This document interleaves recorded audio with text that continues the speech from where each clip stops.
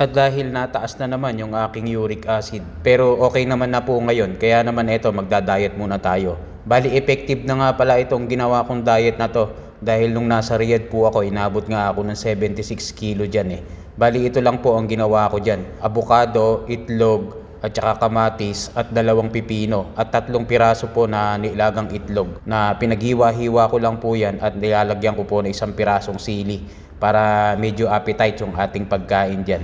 At pipigaan ko lang po yan ng kalahating slice ng lemon at lalagyan ko lang po ng salt and pepper para may lasa po yung ating egg salad. Bali marami kong ginagawang egg salad na dieta nun nung ako po ay nagdieta dahil sobrang taba ko nga po nun nung nasa Riyadh po ako way back to 2018 to 2020 bago magpandemya. Kain tulog lang din kasi ako nun sa trabaho kaya tumaba ako nun, kaya napag-isipan ko magdieta bago ako mauwi ng Pilipinas. Kalaki talaga ng binawas ng aking timbang. Subok na to mga bossing, kaya try nyo.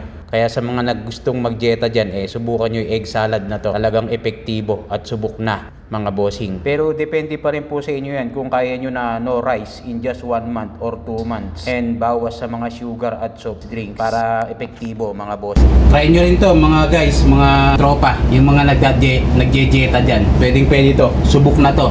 Dahil ginawa ko na to sa Riyadh nun, hindi ako nag-rice in 2 months. Almost 5 kg ang nawala sa timbang ko. Yun lang, salamat, love you all, mama, chup chup.